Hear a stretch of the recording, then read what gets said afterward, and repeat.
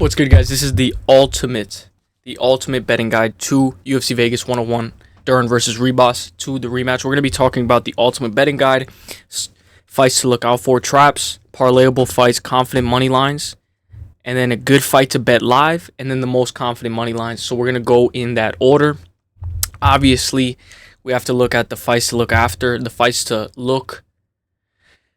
be careful of, the fights that could be traps, the fights that a lot of UFC fighters are making their UFC debut, where the odds are fluctuating, sometimes where this fighter who is coming off of a loss is coming back to try to bounce back, and they're a minus 800. So let's get into it. Obviously, it's a 14-fight card stacked. We got some new bouts. Andreas Gustafsson pulled out, and Yanel pulled out. So these are some traps that I want you guys to look out for. Let's go. Here we go. Let's get it. Victoria Dudakova versus Fatima Klein.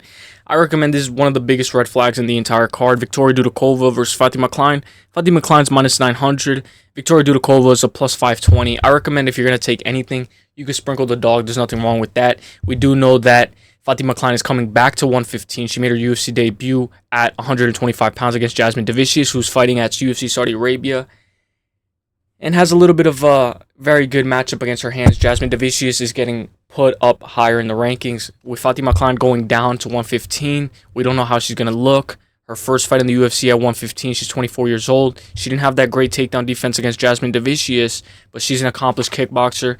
You see the Tapology odds are very close, so I recommend this is one of those fights that you look out for. You have to look out for a fight like this, and this is what I would call a trap. Let me know if you guys like this segment, because we're going to go into different segments, but let me know if you guys want a new additional segment. So this is one of the traps to look out for. The first red flag of UFC Vegas 101. The second red flag of UFC Vegas 101. The second trap to look out for. Ernesta Caracate versus Nicole Cagliari. Obviously, you can parlay one of these girls or take money line, but I want to mention how Ernesta Caracate is a minus 295, minus 300 basically. Nicole Cagliari is plus 220. I've been picking Nicole Cagliari to find a submission, by submission on points, but this is one of those fights where if you're not getting those good odds, I'd say if you're going to take props, if we're going to look for props, I know this is a trap. It's one of these girls by decision. It's your pick your poison. It's Cagliari by submission on points, or it's Ernesta Caracate by decision. I do think that she's very tall. Obviously she's very tall. She's 71 inch reach, 5'9". Cagliari needs the clinch. She's going to need to get in that clinch. She's going to need the collar tie. And this is one of those fights where it could get messy. It could get ugly. This is another trap. WMMA is one of the biggest red flags when it comes to UFC gambling. So I will say this is the second red flag to look out for. The third red flag to look out for, obviously, Nicole Cagliari could win this fight by submission or on points. And Caracate, I think the over 2.5 should hit, but these are traps. Nothing wrong with skipping a fight. The third fight to look out for, one of the biggest, if not the biggest, questionable fights, Preston Parson versus Jacoby Smith. I've done tape study on Jacoby Smith. I've done tape study on Preston Parson, but one of the biggest unknown factors in MMA is short notice. We don't know what these guys are going through. We don't know how their headspace is, and we don't know if they're even looking at their opponent's tape study because there's only been a week of notice. So, even less than a week. Honestly, this is one of those fights where Jacoby Smith is making his UFC debut, and he's a minus 430. Jacoby Smith is a minus 430. Preston Parsons plus 300. Wrestler versus wrestler. Honestly, I think this fight's going to get grimy. It's going to get ugly, and I wouldn't be surprised. Obviously, I have Jacoby Smith to finish this fight inside the distance. He's a massive favorite. If you want to reduce the odds, take Jacoby Smith by KO. But this is why I would explain that this is a trap, because he's making his UFC debut against Preston Parson, a guy who's tough as nails, a guy who Oban Elliott wasn't even able to put away. But we know that he looked terrible against Oban Elliott. He kept on shooting consistently. I would say these are the three fights to look out for.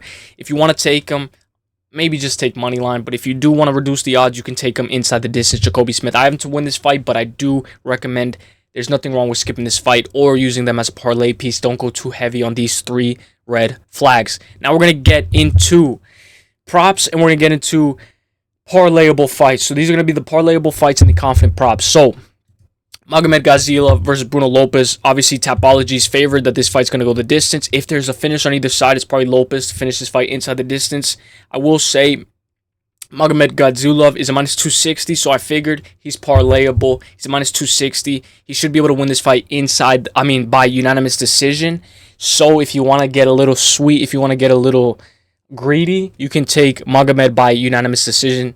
I have him on points already, and it reduces the odds a lot. So that's the first parlay piece. You can just take money line as well. Magomed on minus 260 is very good, and he's going to fit that price tag. The only thing is, guys, he's fairly new to the UFC, and Bruno Lopez is a dog. He's coming from Dana White Contender Series, making his UFC debut, so you know he's going to fight for his money. Thiago Moises versus Trey Ogden is another fight that I think is a good parlay piece. Whether you have Trey Ogden or you have Thiago Moises, it's a good parlay piece because I think this fight's going to be entertaining. Not only is this fight going to be entertaining, but this fight screams violence. I expect blood to be all over the entire canvas, and I expect Thiago Moises to pull out and be tough as nails and prevail. Thiago Moises has lost to Ludovit Klein and has lost to the toughest of the tough in the UFC, but I will say Trey Ogden is a guy who always fits your price tag. So if you want to parlay any of these guys, minus 200 for Thiago Moises, plus 154 for Trey Ogden, they are good parlay pieces. Or if you want to just take money line, I did parlay Thiago Moises with Magomed Gadzulov, so that's why I put these two guys first. Nice little two-leg parlay, Thiago Moises and Magomed. Nice little two-leg parlay. Now, Austin Bashi versus Christian Rodriguez. I think this is another parlay piece or another piece where you can find some good props. I think the over 2.5 could hit. We know C-Rod is tough as nails. He lost by submission. Guillotine choking against Juliana Rosa. If Austin Bashi is going to fit this price tag, he's going to find the submission. So it's either going to be Austin Bashi by submission on points or C-Rod by split decision. I do think he can win a unanimous decision as well. Austin Bashi has won decisions as well. He's won 5. He's won the distance 5 times, I believe. And he has a 13-0 record. He's undefeated. So this is probably one of those fights where Austin Bashi, in order for him to fit the price tag, he's a minus 290, minus 300. Christian Rodriguez plus 215. I think Austin Bashi by submission on points, double chance, is a very good parlay piece. I don't think he's going to be able to KO Christian Rodriguez unless it's some crazy injury.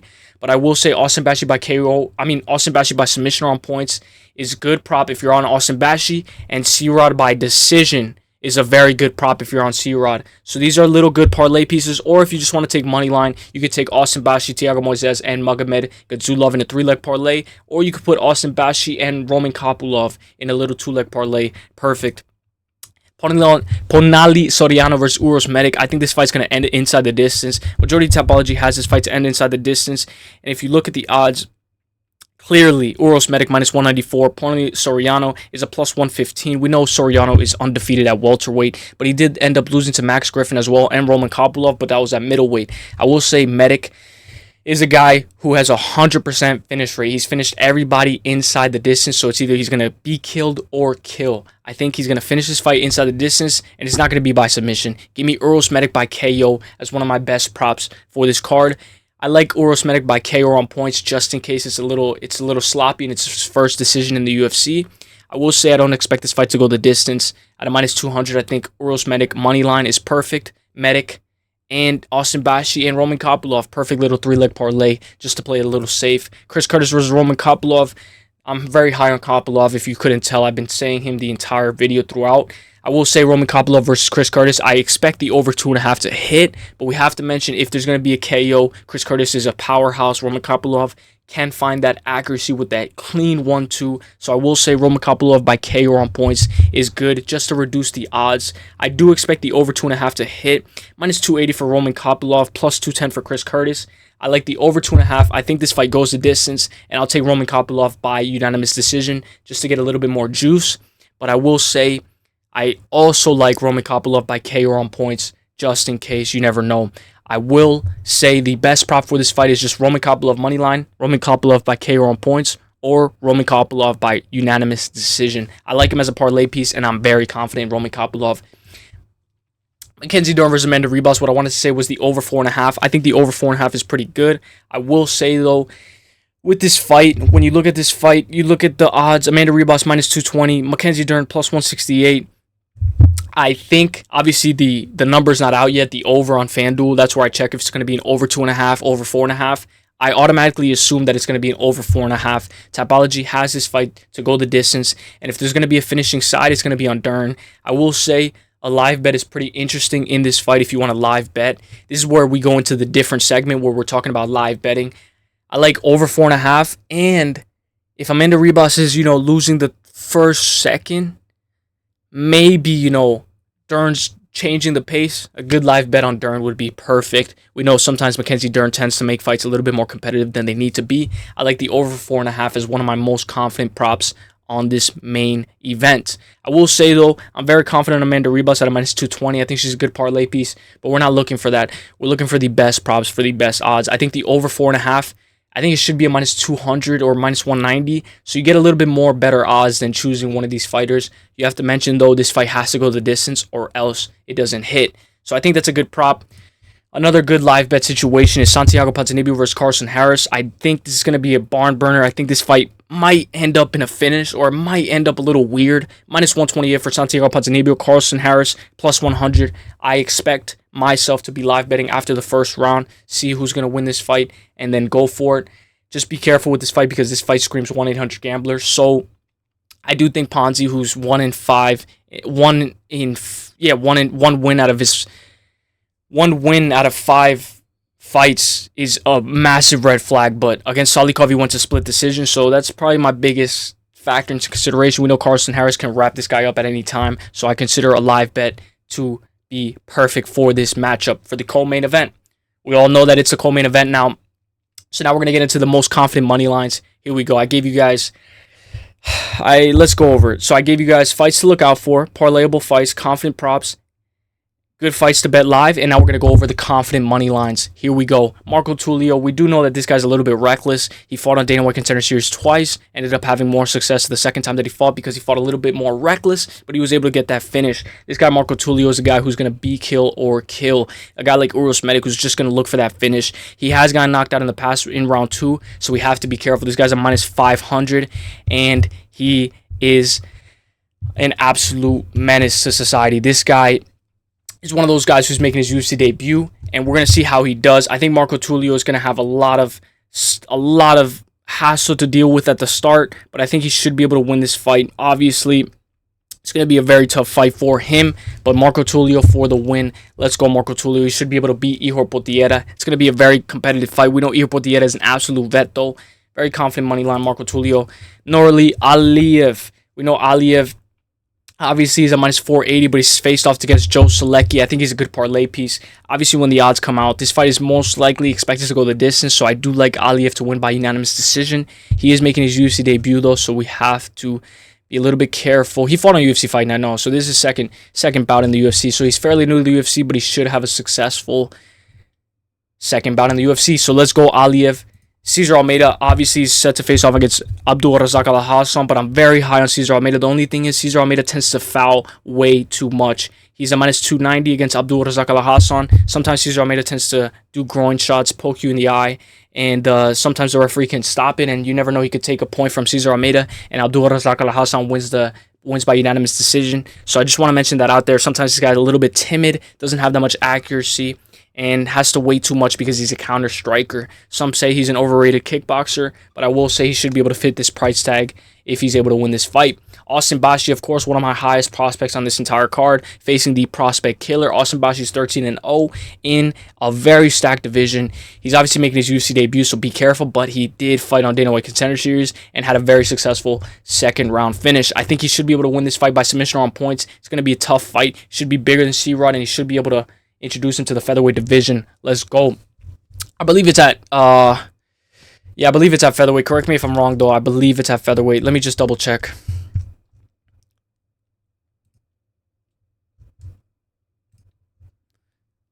Yeah, it's at featherweight. It's at featherweight.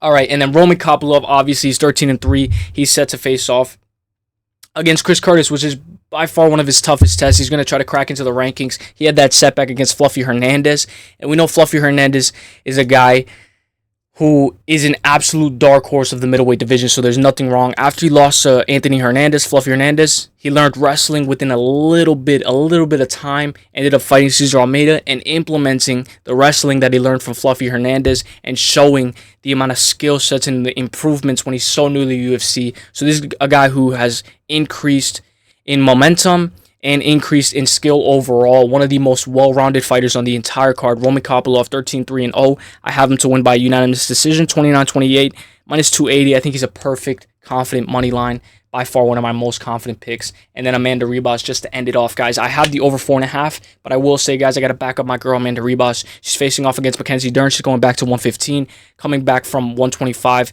Her most recent bout was against Rose Namajunas. Obviously, we know Rose Namajunas just lost to Erin Blanchfield. Very close fight, but I will say Amanda Ribas is that girl, and I think, obviously, she tends to bleed a little bit. Sometimes she gets a little emotional, but when this girl's boxing, when this girl's getting it, and she's getting her active, and she's getting activity, I expect this to be a 5-round war. She's a girl who's never going to quit, and she's a girl who's always going to fight for your price tag. I will mention, though, she tends to get a little leaky too much, and she tends to leak like a faucet. Her nose sometimes gets busted up a little too quick, and that could determine how the judges see this fight, so be careful, guys. Mackenzie Dern is that girl, and if this goes the distance, Saul Diamanto. I saw Saul Diamanto. He's the one who gave Henry Cejudo the win over Demetrius Johnson. I believe, and I'm like, damn, since the beginning of time, Saul Diamanto has been fucking up all of his judging. Like, Saul Diamanto is by far one of the worst judges, so I expect him to not be here, and let's hope he gets fired in 2025. So those are my most confident money lines. Obviously, this is going to be a very, very tough test for Amanda Ribas. It's going to be I expect it to be a 5-round war. I expect it to get gritty. I expect it to get bloody, but I expect her to implement her grappling and implement her mixed martial arts. At a minus 220, she should be able to win this fight. Confident money line. Obviously, my most confident money line is Roman Kopylov, but there we go. So, ultimate betting guide to UFC Vegas 101. Fights to look out for. The traps, we went over that. The parlay fights, the confident props, we went over that. And the good fights to bet live, we went over that. And the confident money lines. So, let me know what you guys think. Let me know if you guys are excited for this card. Let's go. Here we go. Let's get it. The best is blessed, baby. Let's get it. No clips, no fight clips, because the lock of the week comes out tomorrow. Let's go. Peace.